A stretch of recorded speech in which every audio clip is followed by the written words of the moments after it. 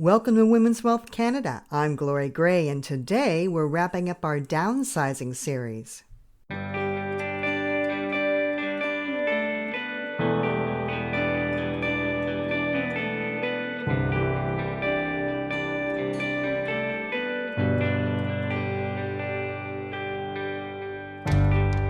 In the previous episodes of our series, we talked about what retirement will look like for you.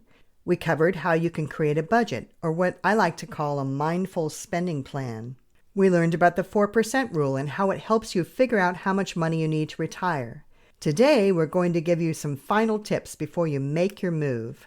One big consideration in downsizing is deciding where you'll live and the cost of living in your new community. It's important for you to understand this so you can estimate how much money you'll need to save. And that goes back to the 4% rule. If you didn't hear that episode in my series, you may want to go back and listen to it. Sometimes where you live may be decided by the fact that you have grandchildren and want to live near them. If you know you're going to have a tight budget, you may decide to move to a foreign country that's more affordable, like Mexico or Bali or Ecuador. I have friends and family that live very good lives in those places. Wherever you decide to live, besides the cost of living, you'll also want to consider a few things. Let's go! One is the cost of property taxes. Even if you're able to live mortgage-free, there's no getting around taxes, so take a look at that. Another consideration is how easy will it be to access things that are important to your joy and ease of living. Is it really important that you be near a lot of arts and culture? Or is it more important for you to have easy access to hiking trails and other outside activities? Take a look at how long it will take in your daily life to access those things that are important to you. There will be trade-offs. For example, it's easier to have food delivered to our homes, but you can't deliver a forest to your front door, so think about that. And finally, access to medical care becomes a lot more important as we age. See what hospitals are nearby and research medical clinic availability. Know what to expect. Once you've decided on a location, will you rent a home or buy a home? Before we get into looking at this choice from an investment point of view, it's important to find out the vacancy rates in the area you're interested in. I had a client who is considering renting for most of her retirement, but when we looked at the available pool of rental units, we realized there was a real risk of her not being able to stay in the area. With such a low supply of rentals, there was a very real chance that rents would rise to a point where she couldn't afford to live there, if she could find a place to rent at all. So she found an affordable place to buy before she retired so that she could still qualify for a mortgage with her employment earnings. Now let's take a look at the pros and cons of renting versus buying from an investment point of view. Renting can be a more affordable way to go, especially if you don't have the means to pay cash for a home. Renter's insurance is less expensive than homeowner's insurance, and there are no property taxes or condo fees to pay if you're renting. The upkeep and maintenance is, of course, very inexpensive when renting. If your lease is up and you decide to move, you can even take a break from renting to go traveling, put your belongings in storage, or sell them to finance your trip and live the gypsy life for a few months or a year. If you have proceeds from the sale of a home before you decide to rent, you can invest the proceeds and create an income stream for yourself instead of putting the proceeds towards a down payment on a house. If you've lived in your home for a long time, that lump sum can be substantial, and that alone may provide the income you need to pay for your rent. A $300,000 lump sum, which is not an unreasonable amount of money to have after the sale of a home if you've owned it for a long time, that $300,000 can provide an income of $1,000 a month for perpetuity, and you still have the $300,000 left for your estate after you pass. Another benefit of investing the money instead of putting it into your home is you're able to access emergency cash when you need it without taking out a loan against your home.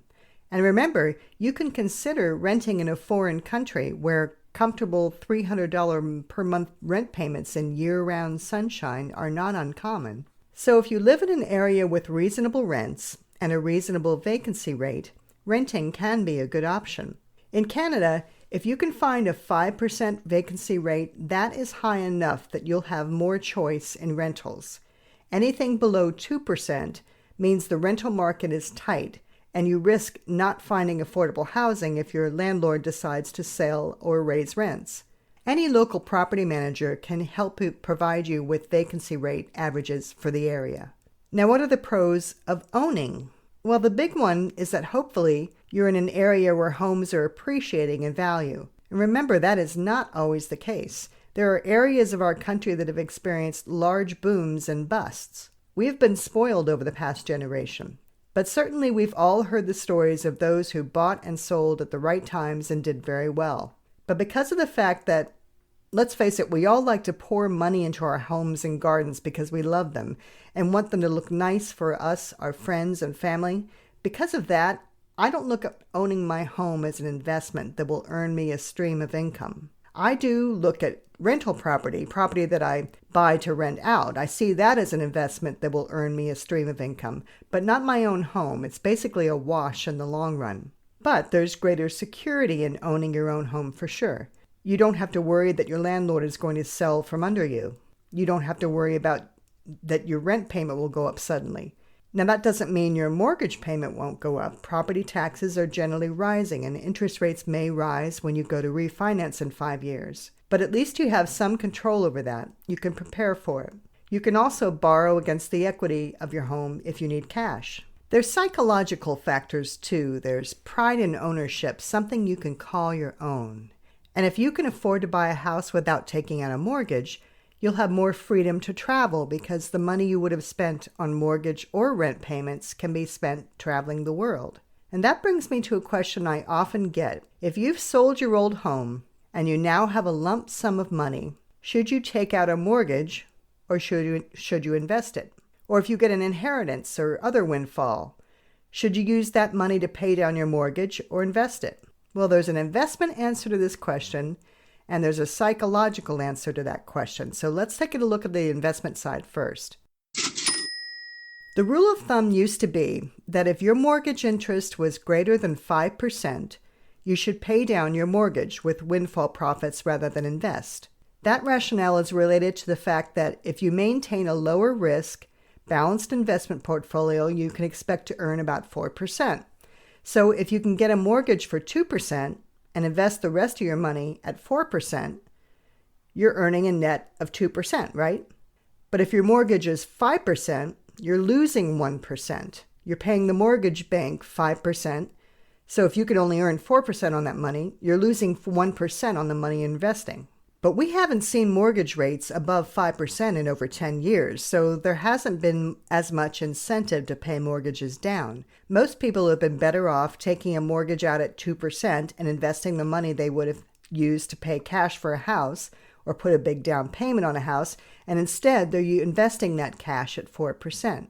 Now they're earning enough money to cover their mortgage payment and still grow their savings. But not everyone sees this as a pure money decision, and that's okay. In the minds of many of us, debt is debt and they hate it. They don't want any debt hanging over their heads. That's okay too. It's a personal decision. So which option is best for you, renting or owning? You'll want to talk to a financial planner who can prepare several cash flow projections for you based on different scenarios. And that's what I do with my clients. In the end, it's a very personal decision. Now let's talk about the actual downsizing part. The act of giving or selling items that you don't need anymore to someone who could use them can be the most satisfying part about embarking on a new journey. It can also be overwhelming to start that process of culling belongings we've accumulated over decades. I know, I've been there. But without exception, everyone I've ever talked to who has gone through the act of downsizing felt so good to relieve themselves of goods that were only holding them down and holding them back from their new life. Find some friends who've downsized, get some tips from them, and ask them about their experience.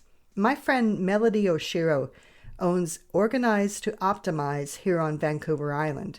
She's a productivity and organization consultant. I'll leave a link to her website in the show notes. Melody can organize anything. She has that special Marie Kondo gift. Melody told me about a book called Downsizing the Family Home, What to Save and What to Let Go by Marni, Jameson. And there's a workbook that goes with it. There's a blended family version if you're joining households with a partner. There's even audiobook versions if you're really strapped for time. I'll leave a link for that too. When my husband, Squatch, and I were making our final preparations to downsize and move to Vancouver Island, we chose to move in October. So we began organizing what we were going to sell and give away in the spring before. That gave us enough time to organize everything into piles, to pack, to sell, to give away, and to trash. Then, starting in June, for several weekends, Squatch would haul everything out we were going to sell out on the driveway, and the haggling would begin. Every week he'd bring out new merchandise just to keep things interesting. The larger items he sold separately on Craigslist, and the final batch he dropped off at an auction house that sold the rest for us. Now, if you don't want to spend all the time that he did, you can absolutely find an auction house or estate sales specialist to handle it all for you, but just know that you'll likely receive a fraction of the value because they will do all the work. I'll also share a link in the show notes to a good article I found, 100 Tips to a Better Life. Now, this isn't just an article about downsizing. It's about really thinking about where you spend your time, your energy, and money in your life. There are some forehead-slapping moments there, so listen to some of these. Here's one. Have you ever found yourself saying, "Where's the good knife?" I have. If you're spending time looking for the good knife, that means you have too many bad knives. Get rid of the bad knives. You hate using them anyway. Isn't that brilliant? That goes for anything that annoys you. Clothes? Why do I have so many black pairs of leggings? I know I only like the ones that don't sag in the seat, and I will wear them until they turn to dust. Here's another tip from the same article. Things that you use for a significant amount of time each day, like your bed, hello, sagging mattress, and your office chair, these are things worth investing good money in. So take a look at that article. I hope you find some gems.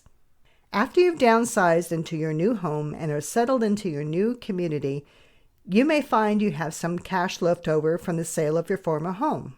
Put that cash to work for you by investing it and creating a good cash stream for yourself. To learn about different tax-efficient income streams to consider in retirement, listen to our future series called A Girl Needs Cash.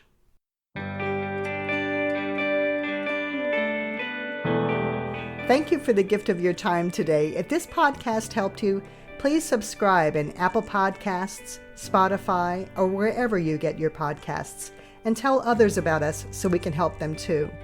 Until next time, this is Glory Gray, your personal trainer for financial fitness, telling you to take charge of your finances, plan for the future, but most of all, enjoy today. And bye for now. For more tips, go to our website, womenswealth.ca. That's womenswealth.ca. Links to that site and other resources in this episode are in the show notes. If you have a question you'd like answered in a future episode, or you'd like to get a hold of me, Glory, to schedule a free financial consultation, send us an email at hello@womenswealth.ca. This podcast is for informational purposes only and should not be construed as investment, tax, or legal advice. It is not an offer to sell or buy, or an endorsement, recommendation, or sponsorship of any entity or security cited. Mutual funds offered through Portfolio Strategies Corporation. Other products and services provided through Glory Gray Wealth Solutions.